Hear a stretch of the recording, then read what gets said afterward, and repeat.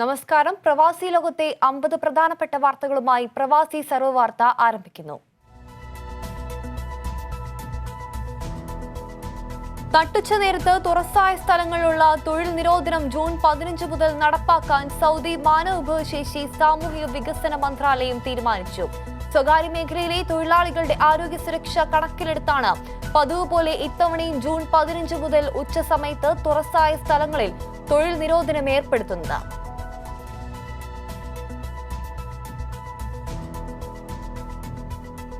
Residency നിയമത്തിൽ കാതലായ മാറ്റത്തിനൊരുങ്ങി Kuwait. വിദേശികൾക്ക് രാജ്യത്ത് തുടരാനുള്ള പരമാവധി കാലാവധി 15 വർഷമാക്കാൻ ആലോചന. നിർദ്ദേശം നടപ്പിലായാൽ 10,000-കണക്കിന് ഇന്ത്യക്കാർ മടങ്ങേണ്ടി വരും.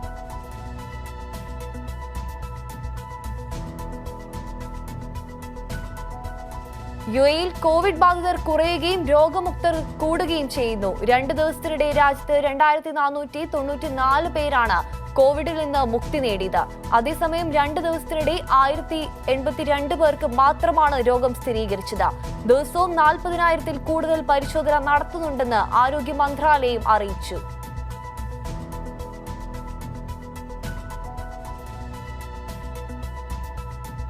കുവൈറ്റിലെ ഏറ്റവും വലിയ ആരാധനാലയമായ മസ്ജിദുൽ കബീറിൽ ജുമാ നമസ്കാരം നടന്നു. കഴിഞ്ഞ 2.5 മാസത്തിലേറെയായി കോവിഡ് പ്രതിസന്ധിയെ തുടർന്ന് രാജ്യത്തെ പള്ളികൾ അടച്ചുപൂട്ടിയിരിക്കുകയായിരുന്നു. ജുമാ നമസ്കാരത്തിൽ ഗ്രാൻഡ് മോസ്കിലെ ജീവനക്കാരാണ് പങ്കെടുത്തത്.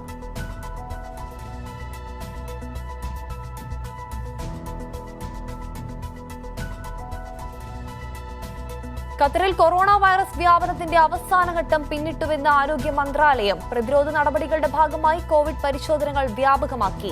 ഇതോടൊപ്പം രോഗബാധിതർക്ക് മികച്ച ചികിത്സ ലഭ്യമാക്കാനും സാധിച്ചതിലൂടെ രാജ്യത്തെ രോഗം ഭേദമാക്കുന്നവരുടെ എണ്ണം വർദ്ധിപ്പിക്കാൻ കഴിഞ്ഞുവെന്നും ആരോഗ്യ മന്ത്രാലയം അധികൃതർ വ്യക്തമാക്കി. ഒമാനിൽ ധോഫാർ ഗവർണറേറ്റിലും ദുഗം മസീറ വിലായത്തുകളിലും ഇന്നു മുതൽ ലോക്ക്ഡൌൺ നിലവിൽ വരും. ജൂലൈ 3 വരെയാണ് ലോക്ക്ഡൌൺ പ്രാബല്യത്തിലുണ്ടാവുക. ഇതോടൊപ്പം ജബൽ അക്തർ, ജബൽ ഷംസ മേഖലകളിലും അടച്ചിടും. ഖത്തറിൽ ശക്തമായ കാറ്റിനെ തുടർന്ന് കടലിൽ തിരമാലകൾ അസാധാരണമാംവിധം ഉയരുവാൻ സാധ്യതയെന്ന് കാലാവസ്ഥാ നിരീക്ഷണ കേന്ദ്രം. അപകട സാധ്യത ഉള്ളതിനാൽ കടലിൽ പോകുന്നവർ അതീവ ജാഗ്രത പാലിക്കണമെന്ന് മന്ത്രാലയത്തിന്റെ മുന്നറിയിപ്പ്. സൗദിയിൽ കായിക പരിശീലനങ്ങളും മറ്റും പുനരാരംഭിക്കുന്നു. കോവിഡ് വ്യാപനം തടയുന്നതിനുള്ള മുൻകരുതലുകളോടെ കാണികളില്ലാതെയുള്ള സ്പോർട്സ് പ്രവർത്തനങ്ങൾ ഈ മാസം 21 മുതൽ പുനരാരംഭിക്കുമെന്ന് കായിക മന്ത്രാലയം അറിയിച്ചു. ഓഗസ്റ്റ് 4 മുതൽ മത്സരങ്ങൾ ആരംഭിക്കുന്നതിനുള്ള തീരുമാനം ഓരോ സ്പോർട്സ് സംഘടനകളുടെയും തീരുമാനത്തിന് വിട്ടിരിക്കുന്നു.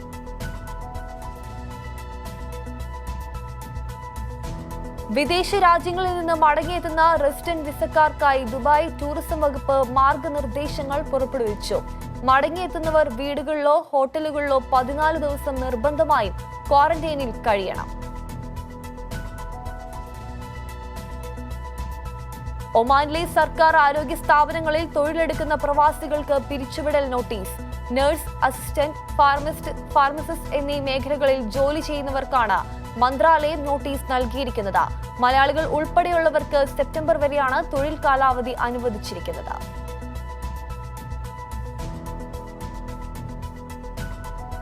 ദുബായിൽ കോവിഡ് ബാധിച്ച് മലയാളി മരിച്ചു. കോഴിക്കോട് നടുവണ്ണൂർ സ്വദേശി കുന്നുകണ്ടി മേലെടുത്ത് രാമചന്ദ്രനാണ് മരിച്ചത്. ദുബായിൽ ഒരു സ്വകാര്യ കമ്പനിയിൽ പബ്ലിക് റിലേഷൻസ് ഓഫീസറായി പ്രവർത്തിച്ചു വരികയായിരുന്നു അദ്ദേഹം.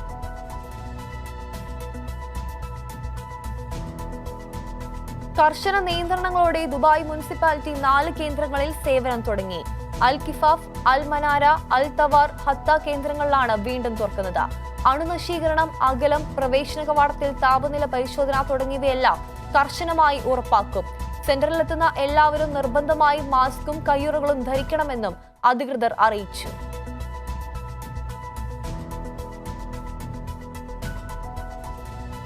കഴിഞ്ഞ വർഷം സൗദിയിൽ എണ്ണ വ്യവസായ കേന്ദ്രങ്ങൾക്കും അന്താരാഷ്ട്ര എയർപോർട്ടിനും നേരെ ആക്രമണം നടത്താൻ ഉപയോഗിച്ച മിസൈലുകൾ ഇറാൻ നിർമ്മിതമാണെന്ന് UN secretary general Antonio Guterres.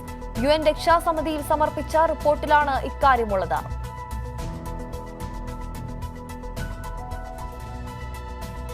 ഈ വർഷത്തെ ഹജ്ജ് റദ്ദാക്കുന്നതിനെക്കുറിച്ച് പഠനം നടത്തി വരുന്നതായി ഹജ്ജ് ഉംറ മന്ത്രാലയത്തിലെ മുതിർന്ന ഉദ്യോഗസ്ഥർ പറഞ്ഞു. കോവിഡ് ബാധിതരുടെ എണ്ണം 1 ലക്ഷം കവിഞ്ഞ സാഹചര്യത്തിലാണ് പഠനം നടക്കുന്നത്.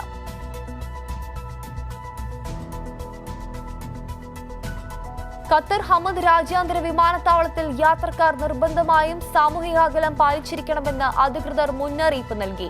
വിമാനത്താവളത്തിൽ മടക്കയാത്രയ്ക്ക് എത്തുന്നവർ ഖത്തർ ആരോഗ്യ മന്ത്രാലയം നിർദ്ദേശിച്ച മുൻകരുതൽ കൃത്യമായി പാലിക്കണമെന്നും വിമാനത്താവള അധികൃതർ അറിയിച്ചു.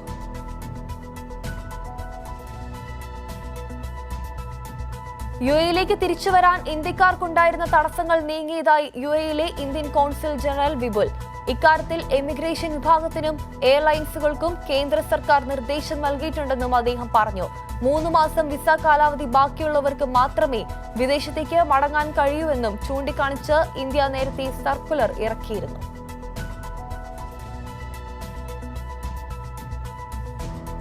ഫിഫ റാങ്കിങ്ങിൽ ഖത്തറിന്റെ സ്ഥാനത്തിൽ മാറ്റമില്ല. പുരുഷ ഫുട്ബോൾ ടീമുകളുടെ ഫിഫ പ്രതിമാസ റാങ്കിങ്ങിൽ ആണ് ഖത്തർ ദേശീയ ഫുട്ബോൾ ടീം 55-ാം സ്ഥാനം നിലനിർത്തിയത്.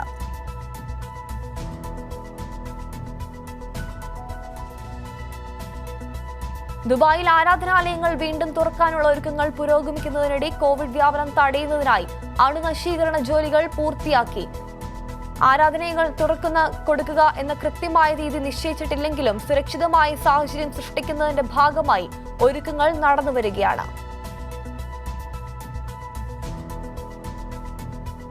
കേരളത്തിൽ നിന്നും കഴിഞ്ഞ കുവൈത്തിൽ തിരിച്ചെത്തിയ ആരോഗ്യ പ്രവർത്തകരിൽ 3 പേർക്ക് കോവിഡ് ബാധ സ്ഥിരീകരിച്ചു. കഴിഞ്ഞ ദിവസം കൊച്ചിയിൽ നിന്നും കുവൈറ്റ് എയർവേസ് വിമാനത്തിലെത്തിയ 322 ആരോഗ്യ പ്രവർത്തകരിൽ നടത്തിയ പരിശോധനയിൽ 3 പേർക്കാണ് രോഗബാധ സ്ഥിരീകരിച്ചത്.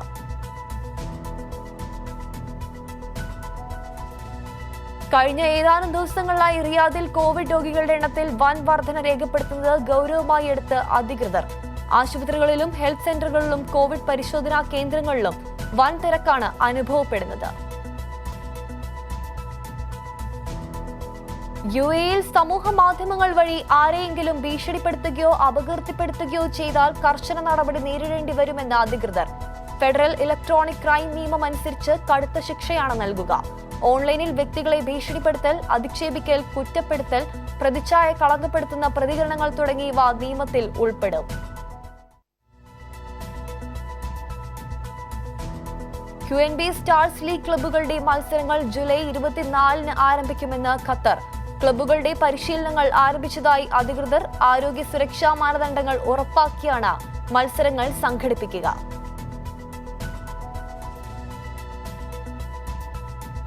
കഴിഞ്ഞ 24 മണിക്കൂറിനിടെ കോവിഡ് ബാധിച്ച് സൗദി അറേബ്യയിൽ 36 പേർ മരിച്ചു. 3921 പേർക്ക് പുതുതായി സ്ഥിരീകരിക്കുകയും 1010 പേർക്ക് രോഗമുക്തി ഉണ്ടാവുകയും ചെയ്തതായി ആരോഗ്യ മന്ത്രാലയം അറിയിച്ചു. മൊത്തം രോഗമുക്തരുടെ എണ്ണം 81,029 ആണ്.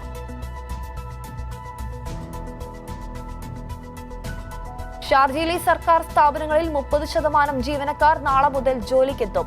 അടുത്ത ഘട്ടത്തിൽ കൂടുതൽ പേരെ അനുവദിക്കും. അടുത്ത ഘട്ടത്തിൽ കൂടുതൽ പേരെ അനുവദിക്കുന്നത് നിയന്ത്രണങ്ങളുടെ ഇളവ് വരുത്തുന്നതിന്റെ ഭാഗമായെന്ന് അധികൃതർ അറിയിച്ചു.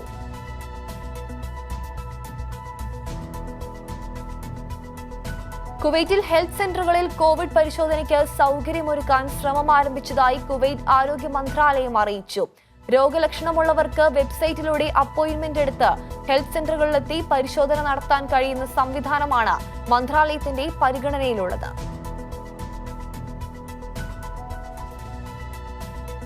യുഎഇയിൽ കുട്ടികളും കുടുംബങ്ങളുമായി ബന്ധപ്പെട്ട കേസുകൾ കൈകാര്യം ചെയ്യാൻ പബ്ലിക് പ്രോസിക്യൂഷനിൽ പ്രത്യേക വിഭാഗം തുടങ്ങി. ഇത്തരം കേസുകളിൽ ഉടൻ നടപടി സ്വീകരിച്ച് വേഗത്തിൽ നീതി ലഭ്യമാക്കും. മറ്റു ക്രിമിനൽ കേസുകൾ കൈകാര്യം ചെയ്യുന്ന പ്രോസിക്യൂഷനിൽ നിന്ന് മാറി ഈ വിഭാഗത്തിന് സ്വതന്ത്രമായി പ്രവർത്തിക്കാൻ സംവിധാനമൊരുക്കുന്നതായി അധികൃതർ അറിയിച്ചു. നിയന്ത്രണങ്ങൾ പിൻവലിക്കുന്നതിന്റെ ഭാഗമായി 1-ാം ഘട്ടമായി ജൂൺ 15 മുതൽ ഖത്തറിൽ 500 പള്ളികൾ തുറക്കും. ആദ്യഘട്ടത്തിൽ തുറക്കുന്ന പള്ളികളുടെ പട്ടിക ഔഖഫ് ഇസ്ലാമിക കാര്യ മന്ത്രാലയം പുറത്തിറക്കി. സ്ഥല ലഭ്യത, ജനസാന്ദ്രത, ലൊക്കേഷൻ, പള്ളികളുടെ പരിസര പ്രദേശങ്ങൾ എന്നിവ പരിഗണിച്ചാണ് 500 പള്ളികൾ തുറക്കുന്നത്. ദുബായിൽ ഇറക്കുമതി കുറച്ച് രാജ്യത്തിന് ആവശ്യമായ ഔഷധങ്ങൾ പ്രാദേശികമായി നിർമ്മിക്കുന്നത് പരിഗണനയിൽ. അടിയന്തര സാഹചര്യങ്ങളിൽ ആവശ്യമായ മരുന്നുകളുടെ 80% ഇങ്ങനെ നിർമ്മിക്കാനാകുമെന്നാണ് പ്രതീക്ഷയെന്ന് അധികൃതർ അറിയിച്ചു.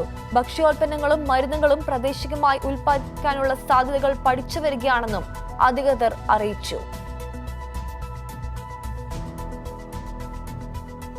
ചെറിയ കുട്ടികളെ നീന്തൽ കുളങ്ങൾ അരികിൽ തനിച്ചാക്കരുതെന്ന് അബുദാബി പോലീസ് മുന്നറിയിപ്പ് നൽകി.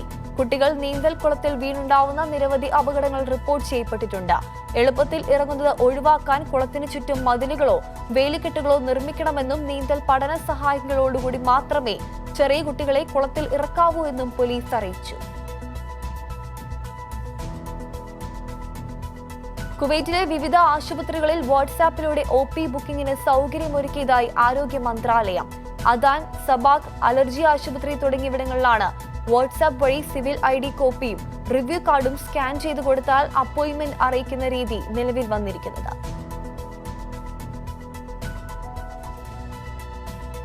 അഫ്ഗാനിസ്ഥാനിലെ US സൈനികരുടെ അതിക്രമങ്ങളെക്കുറിച്ച് അന്വേഷിക്കുന്ന ഇന്റർനാഷണൽ ക്രിമിനൽ കോടതി ഉദ്യോഗസ്ഥർക്കെതിരെ US ഉപരോധം പ്രഖ്യാപിച്ചു.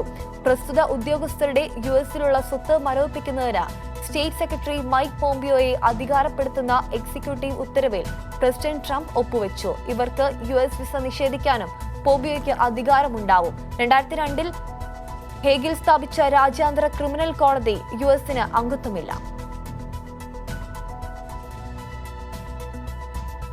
അഫ്ഗാൻ തലസ്ഥാനമായ കാബൂളിൽ വെള്ളിയാഴ്ച പ്രാർത്ഥനയ്ക്കിടെ പള്ളിയിൽ ഭീകരാക്രമണം. ബോംബ് സ്ഫോടനത്തിൽ 4 പേർ കൊല്ലപ്പെടുകയും നിരവധി പേർക്ക് പരിക്കേൽക്കുകയും ചെയ്തുവെന്ന് ആഭ്യന്തര മന്ത്രാലയം വ്യക്തമാക്കി. കാബൂളിലെ ഷേർഷാ സുരി പള്ളിക്കുള്ളിലാണ് വെള്ളിയാഴ്ച പ്രാർത്ഥനയ്ക്കിടെ ആക്രമണമുണ്ടായതെന്ന് മന്ത്രാലയം പുറപ്പെടുവിച്ച പ്രസ്താവനയിൽ വ്യക്തമാക്കി. ജോർദാൻ താഴ്വരയും അധിനിവേശ വെസ്റ്റ് ബാങ്കിന്റെ മറ്റു ഭാഗങ്ങളും ഏകപക്ഷീയമായി കൂട്ടിച്ചേർക്കാനുള്ള ഇസ്രായേൽ നീക്കത്തിനെതിരെ മുന്നറിയിപ്പുമായി UAE. അറബ് രാജ്യങ്ങളുമായി മെച്ചപ്പെട്ട ബന്ധം സ്ഥാപിക്കാനുള്ള ഇസ്രായേൽ നീക്കങ്ങൾക്ക് ഇത് തിരിച്ചടിയാകുമെന്ന് അമേരിക്കയിലെ UAE അംബാസിഡർ യൂസഫ് അൽ ഒത്തൈബ പറഞ്ഞു.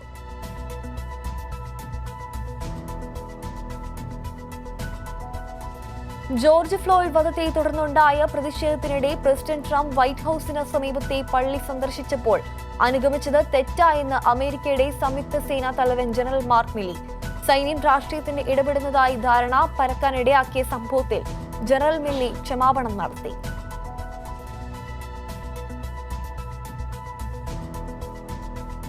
ചൈനീസ് ഗവേഷണശാലയായ സിനോവാക് ബയോടെക് വികസിപ്പിക്കുന്ന കോവിഡ് വാക്സിന്റെ അവസാനഘട്ട പരീക്ഷണത്തിന് ബ്രസീലും.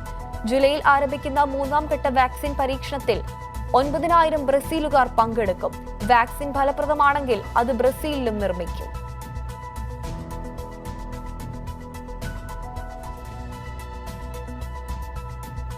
ഇന്ത്യൻ അമേരിക്കൻ മണ്ണ് ശാസ്ത്രജ്ഞൻ രത്തൻ ലാലിന് ഇത്തവണത്തെ ലോക ഭക്ഷ്യ പുരസ്കാരം $250,000 സമ്മാനത്തുക.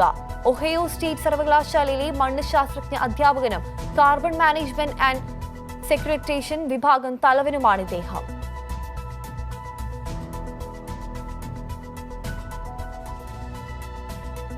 കഴിഞ്ഞ 2 ആഴ്ചയ്ക്കിടെ അമേരിക്കയിലുണ്ടായ പല സംഭവങ്ങളും വളരെ മോശമാണെന്ന് പ്രസിഡന്റ് ഡൊണാൾഡ് ട്രംപ്. നിരവധി ആളുകൾ കൊല്ലപ്പെട്ടു, കൊല്ലപ്പെട്ടവരിൽ നിരവധി പോലീസുകാരുമുണ്ടെന്നും ട്രംപ്.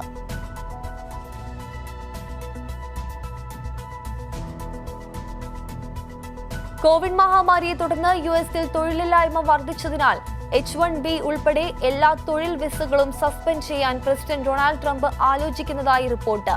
ഒക്ടോബർ 1-ന് ആരംഭിക്കുന്ന പുതിയ സാമ്പത്തിക വർഷം മുതൽ ഇത് നടപ്പിലായേക്കും.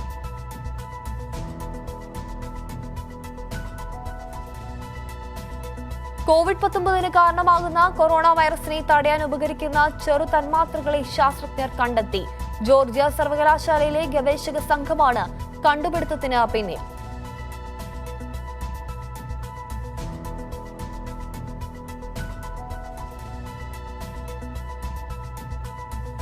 സൗദിയിൽ കോവിഡ് ബാധിച്ച് മലയാളികൾ ഉൾപ്പെടെ 36 പേർ കൂടി മരിച്ചു. ആകെ മരണം 893 കോവിഡ് മൂലം വിവിധ രാജ്യങ്ങളിൽ കുടുങ്ങിയ UAE വിസക്കാരെ വിദേശകാര്യ മന്ത്രാലയം തിരിച്ചെത്തിച്ചു തുടങ്ങി.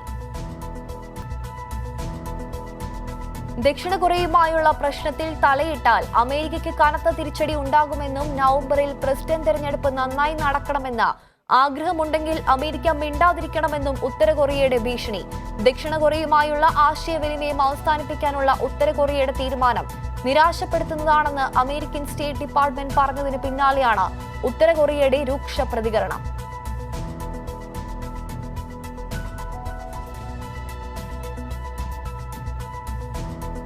ശാന്തസമുദ്രത്തിലെ ഏറ്റവും ആഴം കൂടിയ ഭാഗമായ മരിയാന ട്രഞ്ചിലെ ചലഞ്ചർ ഡീപ്പിൽ എത്തി നാസ മുൻ ആസ്ട്രോനട്ട് കാത്തി സള്ളിവൻ ചരിത്രം സൃഷ്ടിച്ചു.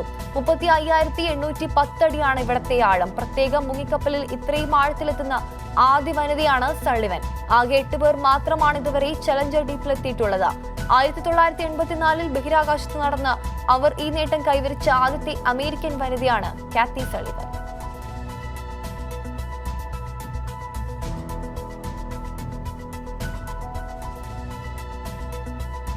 ഉക്രൈൻ പ്രസിഡന്റ് വോലോഡൈമർ സെലൻസ്കിയുടെ ഭാര്യ ഒലീന സെലൻസ്കിക്ക് കോവിഡ് സ്ഥിരീകരിച്ചു. ഇതേ തുടർന്ന് ഒലീനയെ നിരീക്ഷണത്തിലാക്കി. സ്വന്തം വസതിയിലാണ് ഒലീനയെ നിരീക്ഷണത്തിൽ പാർപ്പിച്ചിരിക്കുന്നത്. ഒലീനയ്ക്ക് കോവിഡ് സ്ഥിരീകരിച്ച വിവരം പ്രസിഡന്റിന്റെ ഓഫീസാണ് അറിയിച്ചത്. രോഗലക്ഷണങ്ങൾ ഇല്ലാത്തതുകൊണ്ടാണ് ഒലീനയെ വീട്ടിൽ നിരീക്ഷണത്തിലാക്കിയത്. നിരീക്ഷണവുമായി ആരോഗ്യവകുപ്പ് പുറത്തിറക്കിയ നിർദ്ദേശങ്ങൾ ഒലീന കർശനമായി പാലിക്കുന്നുണ്ടെന്ന് ആരോഗ്യവകുപ്പ് ഉദ്യോഗസ്ഥർ വ്യക്തമാക്കി.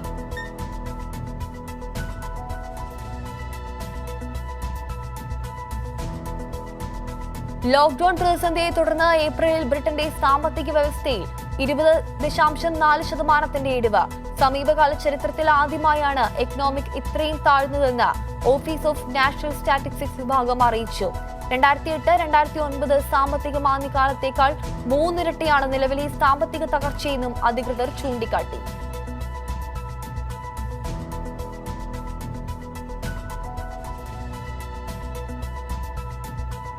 കോവിഡ് ബാധ നിയന്ത്രണാതീതമായി പടരുന്ന സാഹചര്യത്തിൽ ആഗോളതലത്തിൽ ദാരിദ്ര്യം വർദ്ധിക്കുമെന്ന് ഐക്യരാഷ്ട്രസഭയുടെ മുന്നറിയിപ്പ്. ലോകത്ത് 4.9 കോടി പേർക്ക് കൂടി പട്ടിണി ആകുമെന്ന് സംഘടന കണക്ക് ആക്കുന്നത്. ഈ സംഖ്യ വീണ്ടും ഉയരുമെന്ന് മുന്നറിയിപ്പിൽ പറയുന്നു. ആഗോള ആഭ്യന്തര ഉൽപാദന വളർച്ചയിൽ കുറയുന്ന ഓരോ പോയിന്റും സൂചിപ്പിക്കുന്നത് ആയിരക്കണക്കിന് കുട്ടികൾ പട്ടിണിയിലേക്കും വളർച്ചക്കുറവിലേക്കും നീങ്ങുമെന്നാണെന്ന് ഐക്യരാഷ്ട്രസഭ സെക്രട്ടറി ജനറൽ ആന്റോണിയോ ഗുട്ടറസ് പറഞ്ഞു.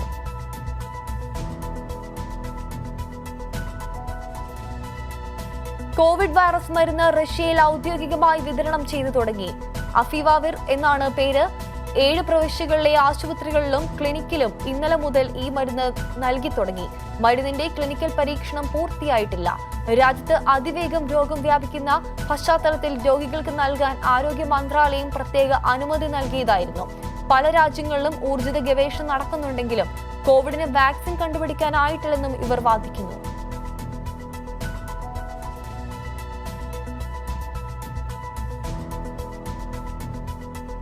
കോവിഡ് വൈറസ് മഹാമാരി 1919 ഫ്ലൂവിന്റെ അത്ര മോശം അവസ്ഥയിലേക്ക് ലോകത്തെ എത്തിച്ചുകൊള്ളുമെന്ന് പഠന റിപ്പോർട്ടുകൾ. ഫ്ലൂ അഥവാ H1N1 ഇൻഫ്ലുവൻസ ബാധിച്ച് അന്ന് 5 കോടിക്കും 10 കോടിക്കും ഇടയിൽ ആളുകൾ ലോകത്താകെ മരിച്ചതായാണ് കണക്കുകൾ. കോവിഡ് വൈറസ് ബാധിച്ചും ഇത്രയും ആളുകൾ മരിക്കാനുള്ള സാധ്യത വളരെ കൂടുതലെന്നും പഠന റിപ്പോർട്ട് വ്യക്തമാക്കുന്നു. മെഡിക്കൽ ജേർണലായ ദ ലാൻസെറ്റിലാണ് പഠന റിപ്പോർട്ട് പ്രസിദ്ധീകരിച്ചത്.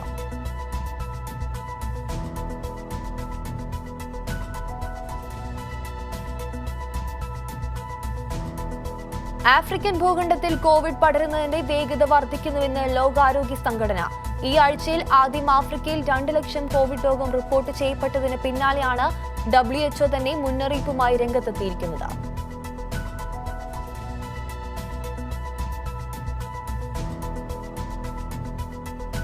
അമേരിക്കൻ പോലീസ് അതിക്രമത്തിൽ മരിച്ച ജോർജ് ഫ്ലോയിഡിന്റെ കൊലപാതകത്തിൽ പ്രതിഷേധിച്ച് ബ്രിട്ടീഷ് പാർലമെന്റ് സ്ക്വയറിലെ മഹാത്മാഗാന്ധിയുടെയും വിൻസൻ ചർച്ചിലിന്റെയും പ്രതിമകൾ മറച്ചു. ഞായറാഴ്ച ലണ്ടനിൽ നടന്ന പ്രതിഷേധങ്ങൾക്കിടെ ചർച്ചിലിന്റെയും ഗാന്ധിയുടെയും പ്രതിമകൾക്ക് നേർക്ക് ആക്രമണമുണ്ടായിരുന്നു. ബ്രിസ്റ്റോളിൽ 17-ാം നൂറ്റാണ്ടിലെ അടിമക്കച്ചവടക്കാരൻ എഡ്വേർഡ് കോൾസ്റ്റിന്റെ പ്രതിമ തകർത്ത് അവോൺ നദിയിൽ തള്ളുകയും ചെയ്തു. ഇതിന് പിന്നാലെയാണ് വൈറ്റ് ഹൌസിന് സമീപത്തെ ചർച്ചിൽ ഗാന്ധി, നെൽസൺ മണ്ടേല പ്രതിമകൾ മൂടാൻ അധികൃതർ തീരുമാനിച്ചത്.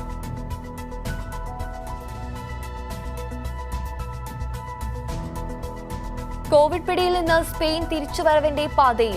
തുടർച്ചയായ 4ാം ദിവസവും രാജ്യത്ത് പുതിയ കോവിഡ് കേസുകൾ റിപ്പോർട്ട് ചെയ്തിട്ടില്ല. സ്പെയിനിൽ ആരോഗ്യ മന്ത്രാലയമാണ് ഇക്കാര്യം അറിയിച്ചത്.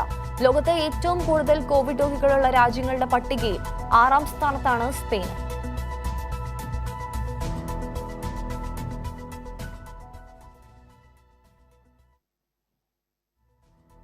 കാണാം ആരോഗ്യ വാർത്തകൾ.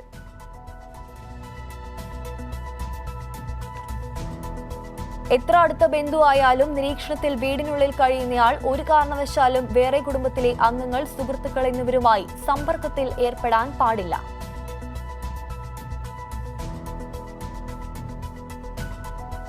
മാസ്ക്, കയ്യുറ തുടങ്ങിയ വ്യക്തിഗത സുരക്ഷാ മാർഗങ്ങൾ സ്വീകരിച്ച ശേഷം വേണം നിരീക്ഷണത്തിൽ കഴിയുന്നവരെ പരിചരിക്കാൻ.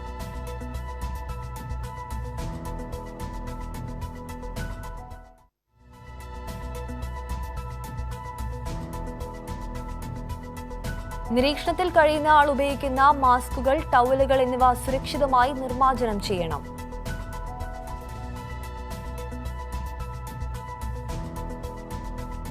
നിരീക്ഷണത്തിൽ കഴിയുന്നയാൾ ഉപയോഗിക്കുന്ന പാത്രങ്ങൾ, ബെഡ്ഷീറ്റ്, മറ്റു വസ്തുക്കൾ തുടങ്ങിയവ മറ്റുള്ളവരുമായി പങ്കുവയ്ക്കാതിരിക്കുക.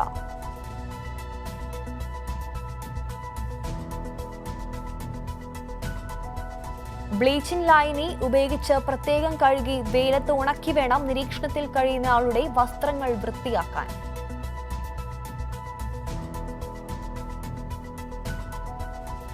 തൂവാല, തോർത്ത്, തുണി എന്നിവ കൊണ്ട് വായും മൂക്കും മൂടി വേണം ചുമയ്ക്കാനും തുമ്മാനും പാടുള്ളൂ. പൊതുസ്ഥലത്ത് തുപ്പരുത്.